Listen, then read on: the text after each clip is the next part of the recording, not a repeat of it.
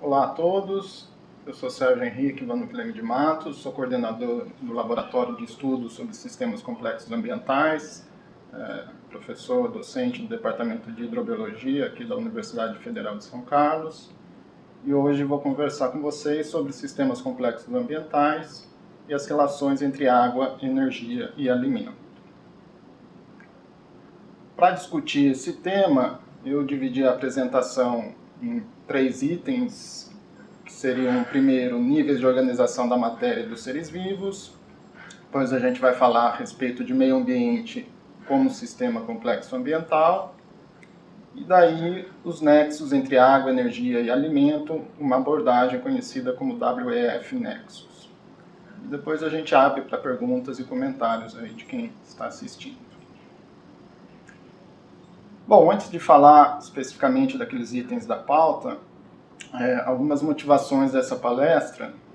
A primeira delas diz respeito ao derramamento de óleo que a gente está acompanhando aí no litoral nordestino, primeiro que apareceu, agora já aqui no litoral sudeste, no sudeste também vem aparecendo. E uma coisa interessante nesse desastre todo, nesse crime ambiental, é a possibilidade de saber de onde veio esse óleo, né, por conta dos marcadores moleculares, que funcionam como se fossem impressões digitais desse óleo, a gente consegue verificar qual é a origem dele, de onde que ele veio. Né?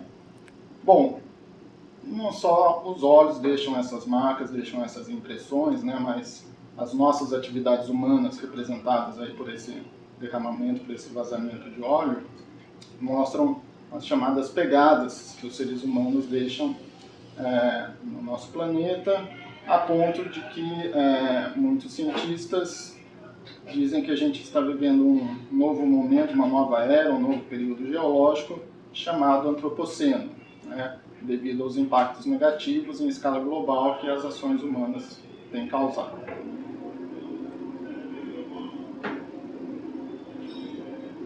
Esses impactos globais das nossas ações humanas afetam um grande sistema que é o nosso sistema planetário, que esse senhor mostrado nesse slide, o James Lovelock, junto com ele é químico, né, com uma formação bastante eclética, como vocês podem ver aqui. Né? Ele, juntamente com a bióloga Lynn Margulis, foram os propositores da teoria de Gaia, de que nosso planeta funciona como um grande sistema autorregulado e que impactos causados pelas atividades humanas podem trazer perturbações a essa autorregulação, a esse sistema planetário. É interessante que nessa pesquisa, nos estudos do James Lovelock, justamente ele procura, ele iniciou essa ideia da teoria de Gaia, tentando pesquisar marcas que possíveis seres vivos poderiam ter deixado em outros planetas, e isso avaliando a composição química das atmosferas de planetas como Marte e Vênus. Né? Esse cientista, então, publicou vários artigos a respeito disso, mostrando justamente que a presença dos seres vivos causam alterações nessa composição química da atmosfera terrestre, e isso poderia ser uma marca a ser procurada em outros planetas para ver se eles teriam vida. Né? Aqui está a foto do James Lovelock com a Lynn Margulis, né, mostrando aí a união entre a química e a biologia. Né? Eu esqueci de dizer, eu sou biólogo de formação, fiz a graduação em biologia na Unesp de Botucatu, depois fiz mestrado, doutorado e pós-doutorado em geografia lá na Unicamp, e essa formação eclética como a do James Lovelock e da Lynn Margulis ajuda a gente a ter uma percepção melhor do nosso planeta e das atividades que a gente está fazendo, e na maioria das vezes não está caminhando para um processo sustentável, para um desenvolvimento sustentável. Uma terceira motivação para essa apresentação diz respeito ainda sobre as marcas que a vida deixa, mostrando que, esse artigo destaca isso, que alguns elementos básicos, elementos químicos básicos, são a base da vida como a gente conhece aqui no planeta Terra, né? Por exemplo, os principais, carbono, hidrogênio, oxigênio e nitrogênio, né? Eles como fontes também da água, de energia, de alimento, que são itens, são elementos que a gente necessita para a nossa sobrevivência e a sobrevivência de todos os seres vivos, né?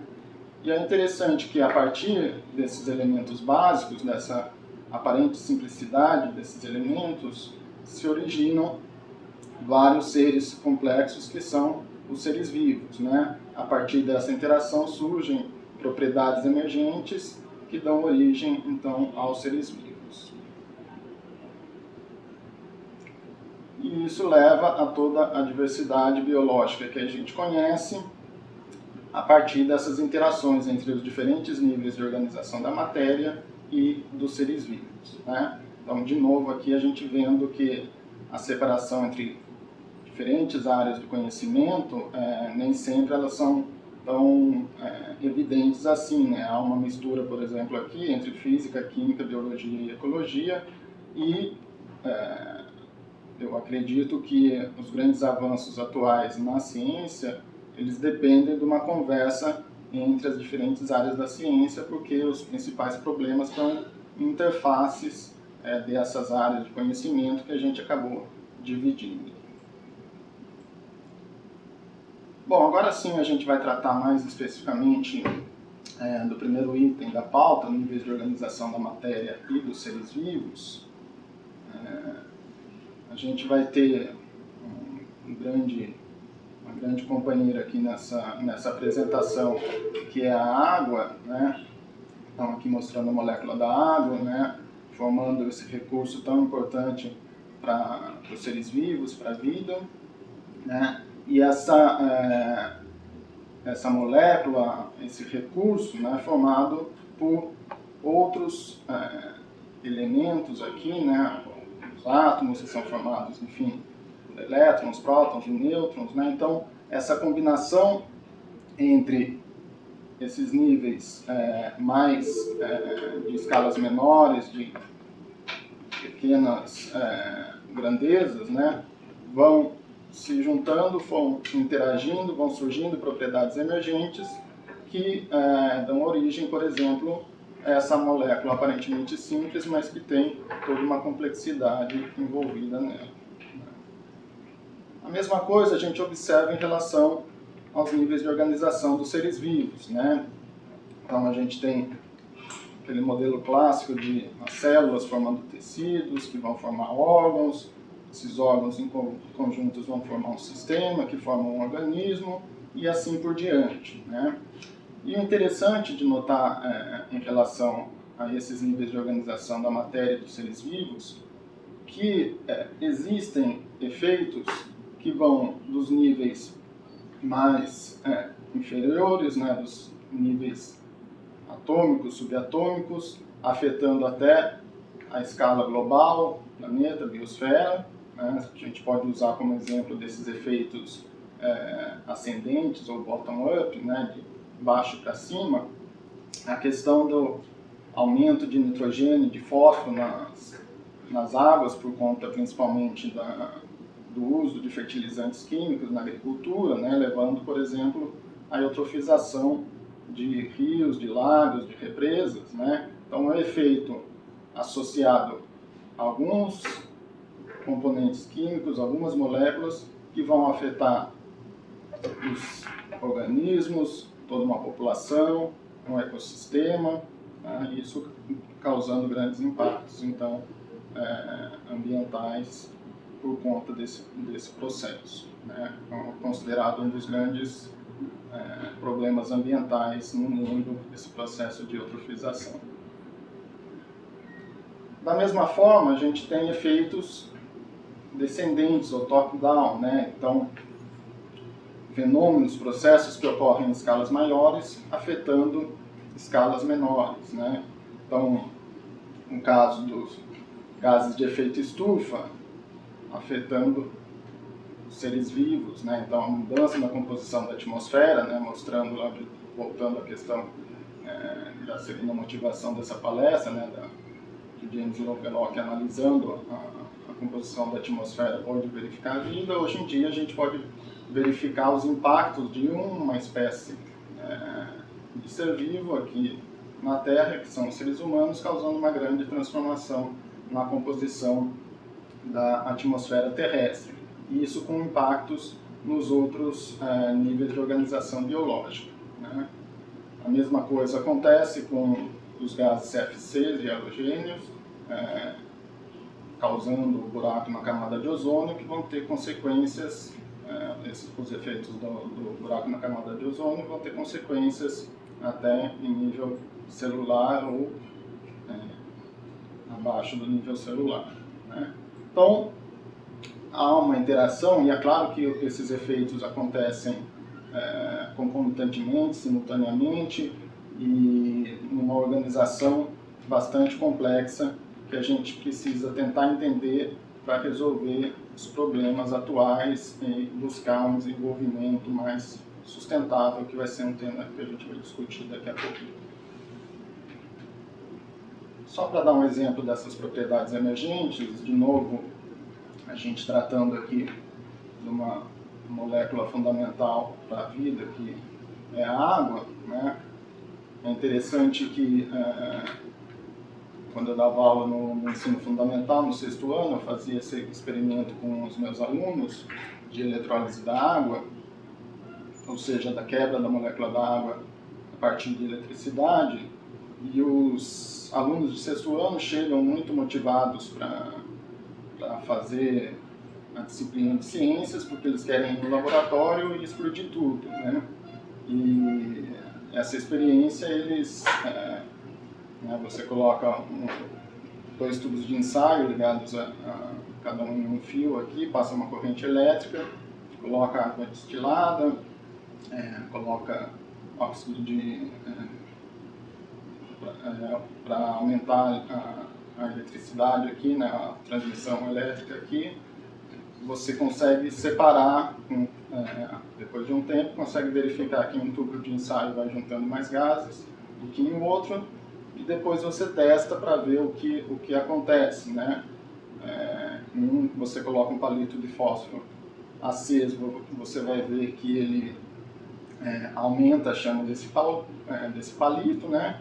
Então, a presença de um comburente, do oxigênio, e no outro tem uma explosão, que os alunos ficam esperando que seja uma grande explosão, mas é uma pequena explosão, né? Mas o mais interessante de tudo é o que a gente tem aqui, então, o hidrogênio como um combustível, o oxigênio com um comburente. Na presença do calor pode gerar uma combustão, só que o que a gente utiliza para apagar esse fogo gerado por esse processo de combustão é justamente a água, ou seja, uma molécula formada por 2 átomos de hidrogênio e um de oxigênio. Essa propriedade da água como um solvente universal e capaz de apagar, então, esse fogo, ela não está presente nem no oxigênio isoladamente, nem no hidrogênio isoladamente. Ela surge, ela emerge a partir da interação entre esses 2 tipos de átomos, gerando, então, a molécula da água. Outros exemplos de propriedades presentes nos sistemas complexos, né? Então, as propriedades emergentes, elas são um exemplo do que se costuma falar, né? Que o todo é diferente do que a soma das partes, que é uma característica típica dos sistemas complexos. E esses sistemas complexos também apresentam algumas características como a organização em rede, a não linearidade, ou seja, as relações entre os elementos de um sistema complexo, elas são não lineares, principalmente por conta de mecanismos de retroalimentação. Então, um elemento vai causar um efeito em outro elemento, levando a uma retroalimentação, que pode ser positiva ou negativa, retroagindo sobre a causa que gerou esse efeito, tá?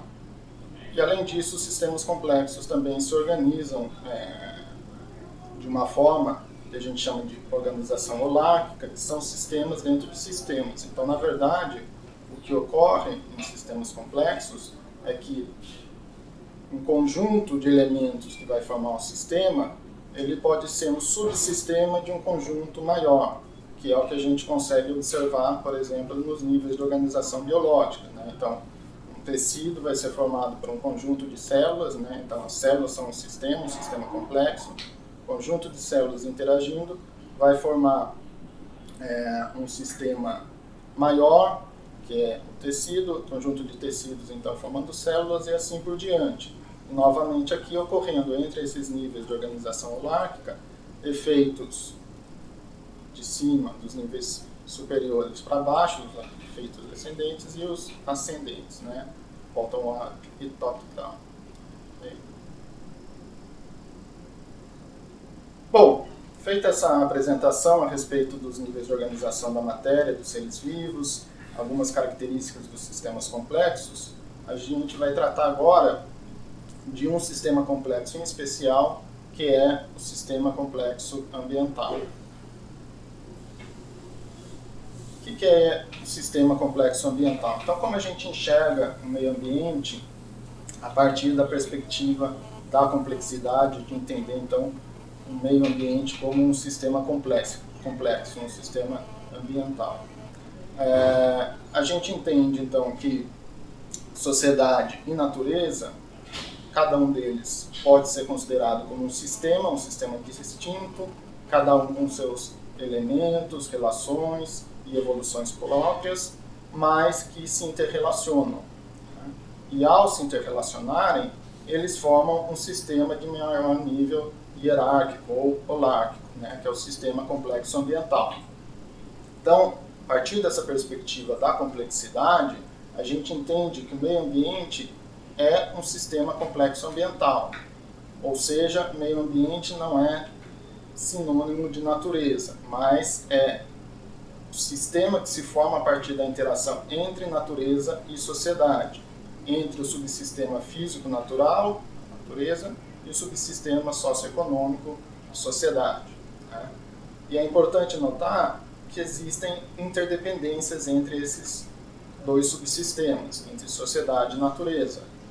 É óbvio que o subsistema socioeconômico depende dos recursos, dos processos, dos serviços fornecidos pela natureza, pelo subsistema físico natural. Né? Então, os recursos naturais que a gente extrai da natureza para a nossa sobrevivência, para as nossas atividades humanas, é claro essa dependência, embora nem sempre a gente preste atenção ou cuide dessa relação.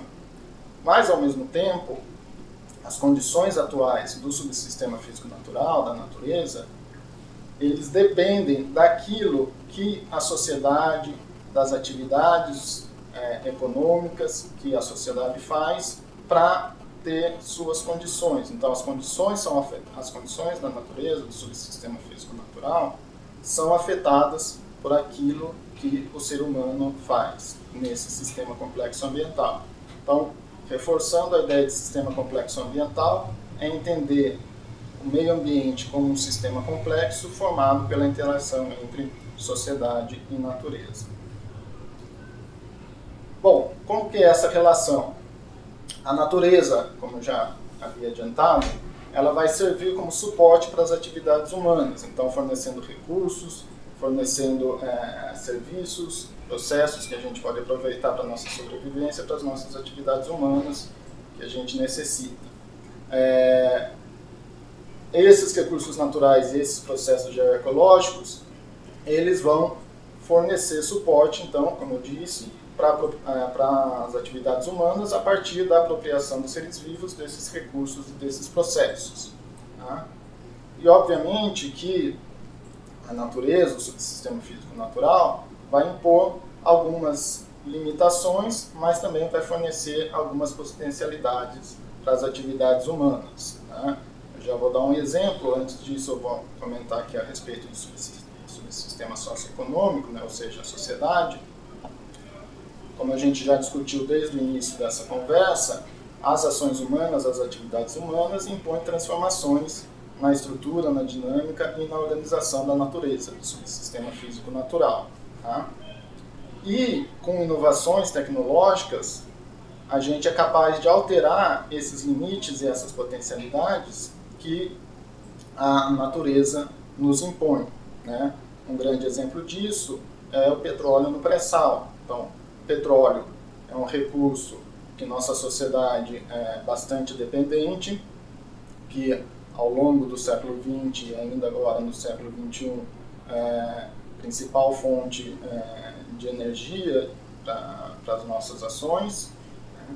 E que, no caso do petróleo do pré-sal, quando se soube da existência desse recurso, dessa potencialidade aqui na costa brasileira, não havia tecnologia disponível para que ele fosse explorado.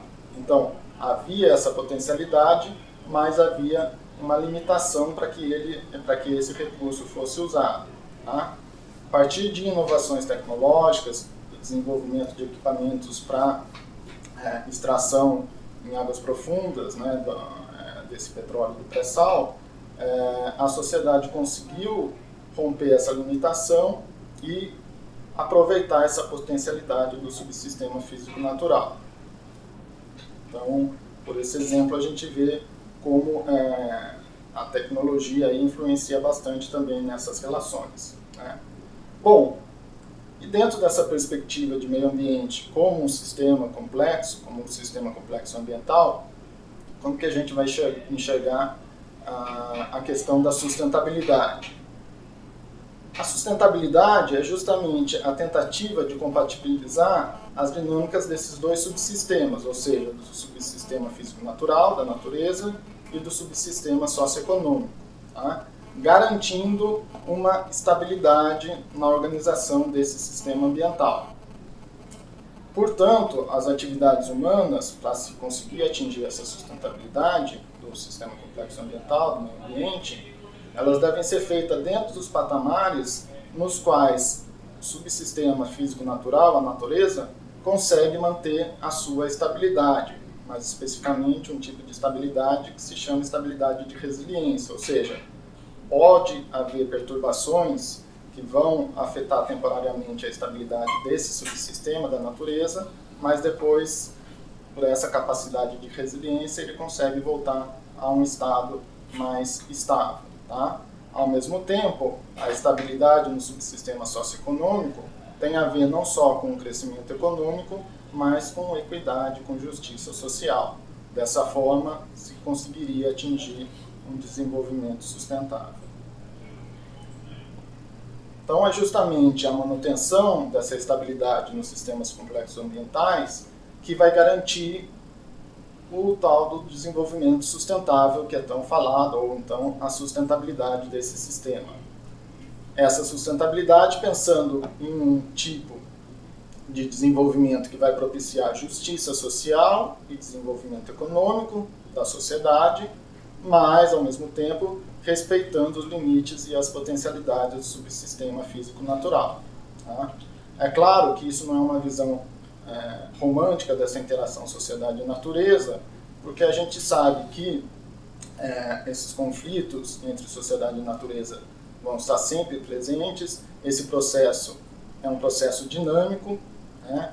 E o que acontece é que a gente tem que entender que esses próprios conflitos eles podem ser fonte de novos estados, né? Essas perturbações fazem parte dessa própria dinâmica do sistema complexo ambiental e podem levar a novos estados, e esses estados, o que a gente tem que tentar, esses estados estáveis que a gente tem que tentar chegar é que eles sejam também estados estáveis, né, que se mantenha essa estabilidade do sistema complexo ambiental. Portanto, o que a gente tem como um grande desafio é como atingir essa sustentabilidade nesse sistema complexo ambiental, que a gente pode considerar desde os ecossistemas até a biosfera, a Terra como um todo, como um sistema complexo ambiental. Talvez esse, ou com bastante possibilidade, esse talvez seja o maior desafio, o problema mais desafiador e travesso que a gente tem, né? Eu utilizei essa palavra travesso aqui e a gente vai entender o significado dela daqui a pouquinho. Aqui está.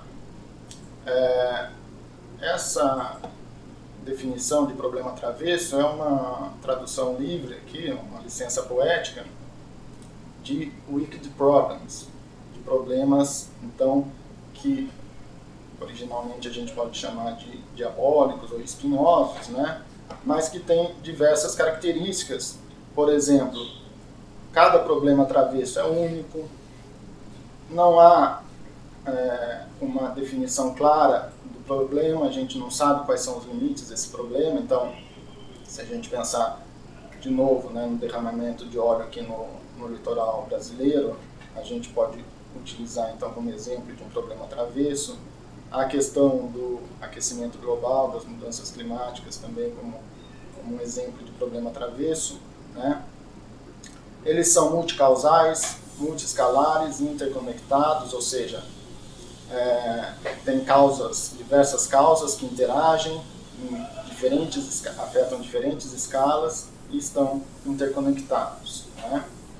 Existem vários atores, vários agentes envolvidos nesses problemas travessos, né? Isso, cada um deles com seus interesses específicos, que leva a conflitos, que pode trazer conflitos. Então, isso daqui, de novo, pensando na sustentabilidade, isso é bastante claro, né?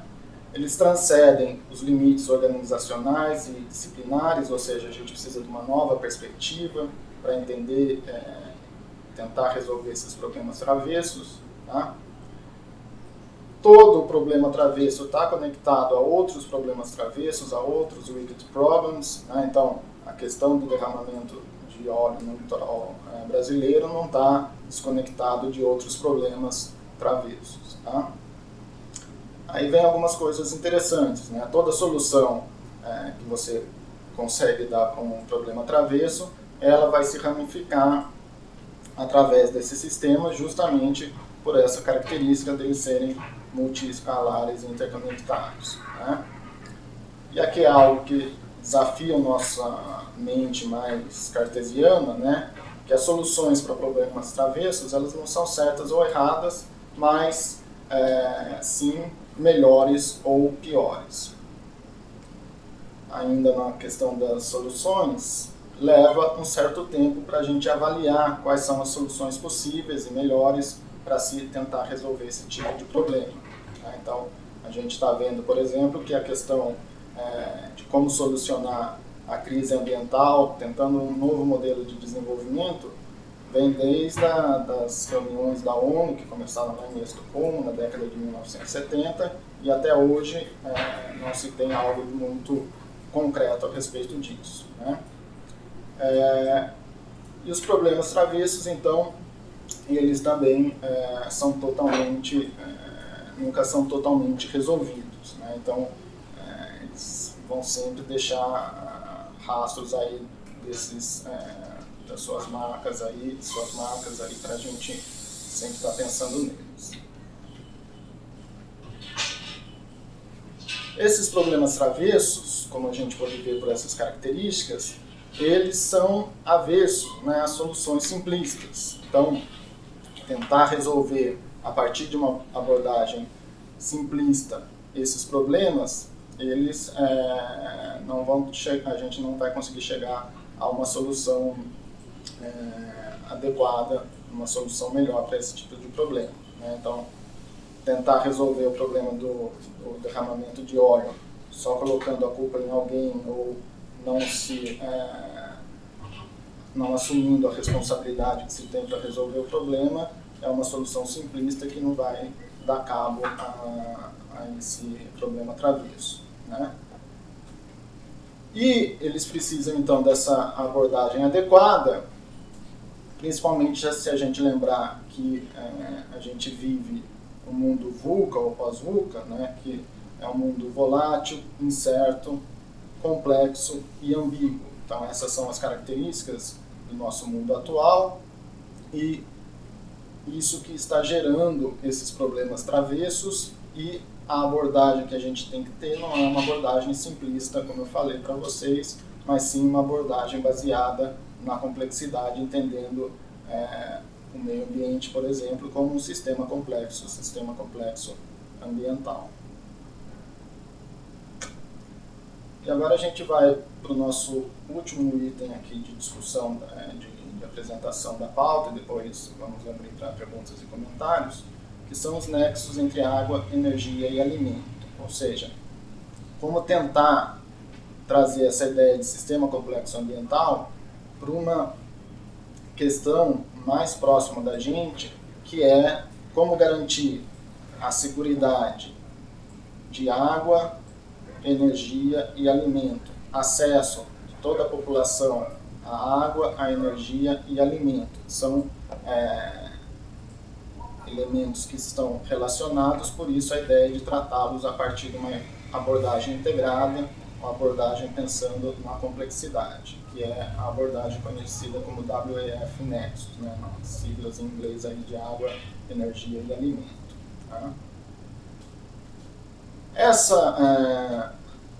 Esse quadro aqui, essa figura, mostra os 17 Objetivos do Desenvolvimento Sustentável, que justamente, como eu havia comentado anteriormente, essa busca desde a década de 1970 para tentar se resolver esse grande problema travesso, que é a crise ambiental global, e se vendo no desenvolvimento sustentável, na sustentabilidade, como como a grande solução para esse problema, mas o que seria essa sustentabilidade, como implementar esse desenvolvimento sustentável. Então, em 2015, a ONU, né, reunindo vários chefes de Estado, criou os chamados 17 Objetivos do Desenvolvimento Sustentável, os ODS. Né? Temos, por exemplo, o primeiro objetivo, erradicar a pobreza, vida saudável, o terceiro, e assim por diante. Esses 17 objetivos, então, buscam um desenvolvimento sustentável. A partir desses princípios, né, tem que se pensar nas pessoas, nas relações aqui entre